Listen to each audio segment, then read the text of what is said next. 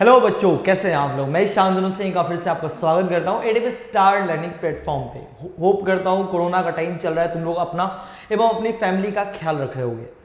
तो यार, जो भी ड्रॉप ले चुके हैं या जो 12th में हैं, जो अगले साल यानी कि अगले सेशन में जनवरी का जेईई मेंस अटेम्प्ट करने वाले हैं, उनके पास 100 डेज से भी कम टाइम बचा है। तो यार, इस प्लानिंग में अपने को कैसे टाइम को मैनेज करना है, क्योंकि कई सारे बच्चों का मैसेज आ चुका है कि सर टाइम मैनेजमेंट नहीं हो पाता है। अपने को पता ही नहीं होता कि अपन कितने घंटा पढ़ाई करें, कितने घंटा सोना चाहिए और कितना सब्जेक्ट को कितना टाइम डेडिकेट करना चाहिए, ये अपने को नहीं पता होता है। तो एक रफ बेसिक आइडिया से, ऑब्वियसली मैं टाइम वाइज तो डिवाइड नहीं करता शेड्यूल को, मैं आवर वाइज कर सकता हूँ, क्योंकि हर एक का सोने का जागने का टाइम अलग होता है। कोई सुबह में पढ़ता है, कोई रात में लेट नाइट पढ़ता है, तो यार उस हिसाब से तुम एडजस्ट कर सकते हो।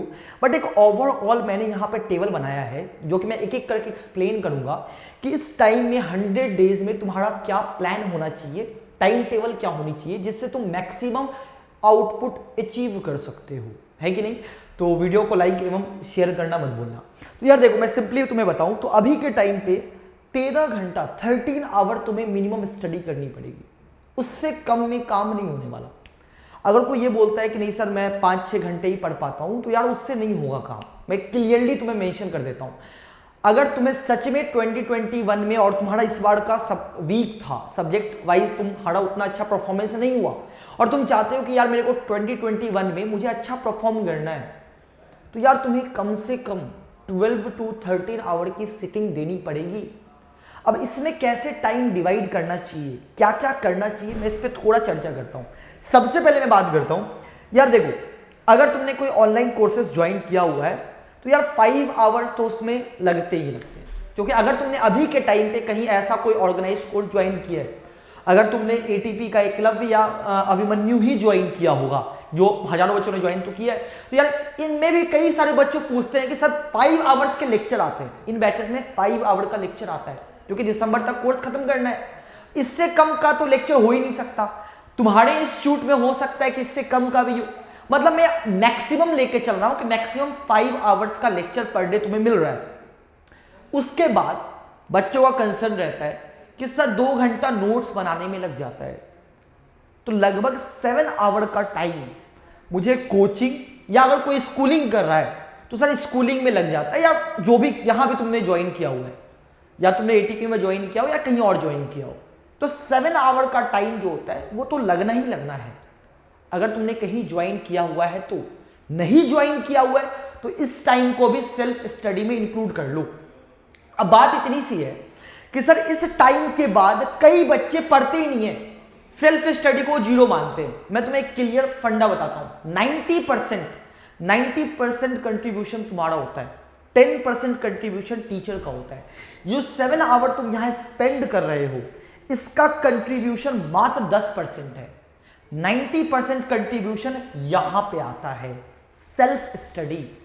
भाई यहां पर तुम्हें गाइडेंस मिलता है कि बेटा ये कंसेप्ट ये होता है, ऐसे करते हैं, बट जब तक वो प्रैक्टिस नहीं करोगे वो कंसेप्ट बिल्कुल जीरो ही रहेगा। तो ये पार्ट बहुत इंपॉर्टेंट होता है। तो तुम देखो, ये हो गया 7, ये हो गया 6, ओवरऑल 13 आवर होता है। अब इसमें क्या है कि इसमें तुम थोड़ा बहुत फ्लेक्सिबिलिटी कर सकते हो। वैसे तो मैं यही बोलता हूं कि जो टॉपिक तुम्हारा वीक है उस पर थोड़ा टाइम ज्यादा दो, कम मत दो। जैसे मान लो मेरा फिजिक्स वीक है, केमिस्ट्री स्ट्रांग है, यहां से मैं आधा घंटा उठाऊंगा, यहां चेप दूंगा। अगर मेरा तीनों ही डमाडोल है तो मैं इक्वल टाइम तीनों पे दूंगा।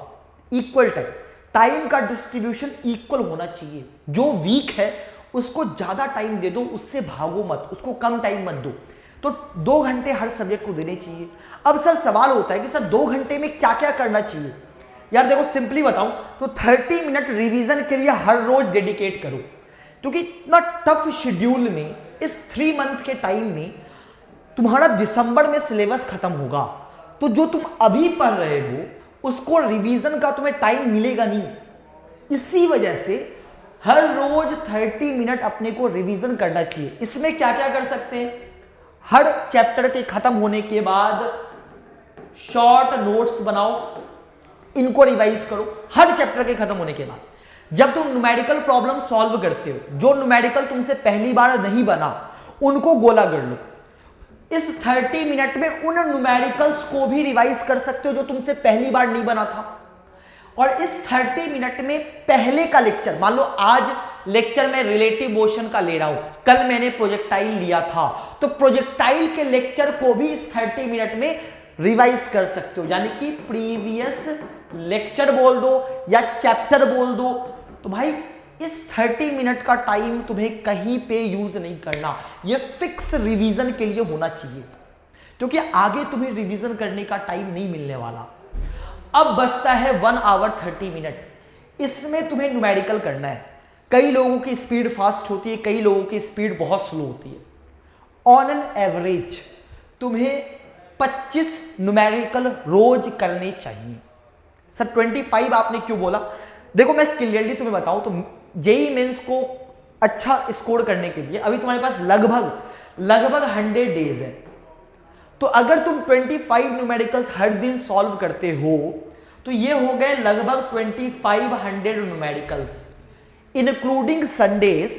संडे को तुम्हारे पास एक्स्ट्रा टाइम रहता है, क्लासेस नहीं होती, तो संडे को तुम मान लो एक सब्जेक्ट में 50 न्यूमेरिकल और कर पाते हो, 25 की जगह 50 कर पाते हो। तो अगर मैं संडेज को इंक्लूड करूं तो लगभग तुम 500 और जोड़ दो, यानी कि 3000 न्यूमेरिकल्स तुम कंप्लीट कर लोगे एक सब्जेक्ट में। और ये 3000 न्यूमेरिकल 99 परसेंटाइल प्लस लाने के लिए काफी होता है। खास करके फिजिक्स की बात करें तो फिजिक्स में लगभग 30 चैप्टर के आसपास है, तो ऑन एन एवरेज हो गया 100 न्यूमेरिकल पर चैप्टर, विच इज इनफ। 100 अच्छे न्यूमेरिकल। अब न्यूमेरिकल ऐसा नहीं कि v बराबर u प्लस 80 पे ही 10 कर लिया, नहीं, अलग अलग, थोड़ा डिफरेंट फ्लेवर के। अगर 100 न्यूमेरिकल हर टॉपिक से करते हो, बड़े टॉपिक में थोड़ा ज्यादा हो सकता है, छोटे टॉपिक में थोड़ा कम, एवरेज बता रहा हूं। अगर तुम 3000 न्यूमेरिकल अभी से लेके 3 दिसंबर तक कर पाते हो तो तुम्हारा सिलेक्शन कोई नहीं रोक सकता। अब तुम दिल पे हाथ रख के बताओ कि क्या तुम 25 न्यूमेरिकल रोज करते हो? क्या तुमने पहले किया था? नहीं किया होगा। लीनियंट हो जाते हैं, कभी पूरा थ्योरी ही पढ़ने लग जा में पूरा टाइम वेस्ट कर देते हैं, कभी न्यूमेरिकल करने बैठते हो 10 न्यूमेरिकल करते हैं, लगता है कितना कर लिया। ये टारगेट ये होना चाहिए तुम्हारा। न्यूमेरिकल कहां से करे सर? बेस्ट सोर्स क्या है मेरे पास? अगर तुमने एटीपी का बैचेस ज्वाइन किया होगा तो एमपीपीज डीपीपीज आर द बेस्ट, उनके अलावा तुम्हें कुछ भी नहीं करना। खास करके फिजिक्स में थोड़ा बहुत एससी वर्मा कर सकते हो, लेकिन अगर तुम सेल्फ स्टडी कर रहे हो, तुमने कहीं ज्वाइन नहीं किया है, then you should have SCV with you. SCV का प्रायोरिटी ऑर्डर क्या होना चाहिए? पहले तो ऑब्जेक्टिव, शॉर्ट आंसर, एग्जाम्पल और फिर एक्सरसाइज। ये प्रायोरिटी ऑर्डर है एससीवी का। इसके अलावा मैं फिजिक्स की बात कर रहा हूं, प्रीवियस ईयर अभी तक का टिल 2020 करना ही करना है। सपोज बहुत लोगों ने प्रीवियस ईयर कर लिया होगा,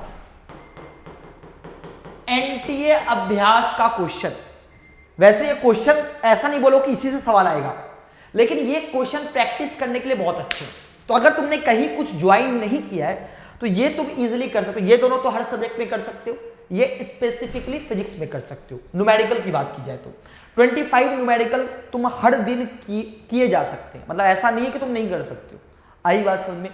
अगर तुम्हारा मान लो कोई टॉपिक वीक है तो उस पर थोड़ा टाइम एक्स्ट्रा दो, जो कि मैंने पहले ही बता दिया। केमिस्ट्री स्ट्रांग है तो उस पर कम दो, फिजिक्स वीक है, मैथ वीक है तो आधा घंटा उस पर एक्स्ट्रा दिया करो। और इस चीज को फॉलो करो और हर एक टारगेट बना लो। जैसे मैं फिजिक्स की बात करूं तो यार 30 चैप्टर हैं मेरे पास, 3 मंथ यानी कि लगभग 100 डेज का टाइम है।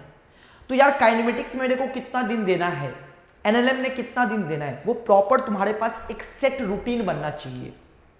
उस रूटीन के अकॉर्डिंग ही वर्क करना है, क्योंकि यार ऐसा ना हो कि कहीं तुम्हें 3 दिन का टाइम देना चाहिए था, तुमने 6 दिन उसी में लगा दिया, उससे फिर बाकी टॉपिक के लिए तुम्हारे पास टाइम नहीं बचेगा।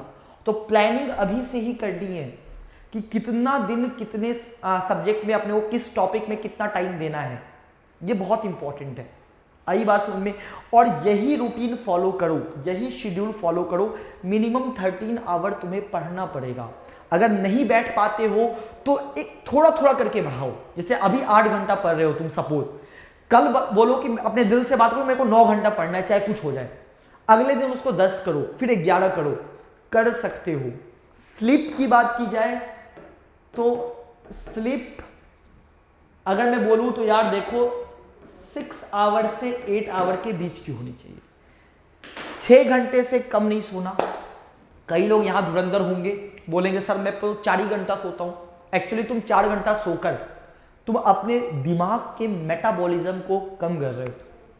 वो तुम्हें ऐसा लगेगा कि तुम 4 घंटा कम सोकर, मतलब 2 घंटा कम सोकर तुमने 2 घंटा एक्स्ट्रा पढ़ाई कर ली, बट वो 2 घंटा एक्स्ट्रा पढ़ाई नहीं हुआ, वो 4 घंटा वेस्ट हुआ। जो काम तुम 1 घंटे में कर पाते, कम सोने की वजह से वो 4 घंटे में तुम कर रहे हो, ये तुम्हें पता नहीं चल पाएगा। तो इसीलिए कृपया करके जो भी यहाँ पे 6 घंटे से कम सोते हैं वो 6 घंटे से कम 6 घंटा सो, और जो भी यहाँ पे 8 घंटे से ज्यादा सोते हैं कुंभकर्ण, वो कृपया करके 8 घंटे से कम सोया करें। तो सोने का टाइम इससे ज्यादा नहीं होना चाहिए, और बाकी का जो भी टाइम बचता है उसमें खाना या जनरल एक्टिविटी इंक्लूड कर सकते हो। ठीक है। दूसरा होता है कि ऑनलाइन लेक्चर्स क्या लगातार देखना चाहिए। अगर तुम मेरी बात मानो तो लगातार मत देखो, फिजिक्स देखो, उसके न्यूमेरिकल करो, उनका ये 2 घंटा डेडिकेट करो, फिर दूसरे सब्जेक्ट, मतलब अपने को एक एक करके देखना चाहिए। एक सब्जेक्ट का पूरा काम किया, फिर दूसरे का किया, उससे एक पार्ट वाइज में दिमाग पे कम जोर पड़ता है, आंखों पे कम जोर पड़ता है। 5 आवर लगातार देखने में जो आखिरी वाला सब्जेक्ट होता है उस पर तुम्हारा कंसंट्रेशन शायद उतना अच्छे से नहीं बैठ पाए, इसीलिए रेस्ट ले लेकर देखना चाहिए। पहले मान लो केमिस्ट्री देख लिया, फिर फिजिक्स देख लिया, फिर वो देख लिया। और अगर अभी भी तुम्हें कोई ऑर्गेनाइज्ड कोर्स की तलाश है कि भाई जो 3 महीने या 4 मंथ के अंदर जो सिलेबस खत्म, ऑब्वियस सी बात है वो अपना एकलव्य और अभिमन्यु बैच है। अभिमन्यु बैच प्रॉपर सिर्फ न्यूमेरिकल करवाए जाएंगे, और इनके कंसेप्ट के लिए तुम्हें कंसेप्ट वीडियो का एक्सेस दिया जाएगा। इसमें न्यूमेरिकल प्लस थ्योरी करवाई जाएगी। तो जो भी तुम्हें सुटेबल लगता है वो तुम एटीपी के बैचेस ज्वाइन कर सकते हो। ठीक है, बहुत बेस्ट रहेगा, क्योंकि दिसंबर तक में सिलेबस कंप्लीट करवाना इतना इजी नहीं होता, बट हमारी प्लानिंग ऐसी है कि हम करवाएंगे। हमने जो भी वादा किया है वो निभाया है। ठीक है, मिलते हैं अगले वीडियो में। वीडियो को लाइक और शेयर करना मत भूलना। Bye, take care, all the best.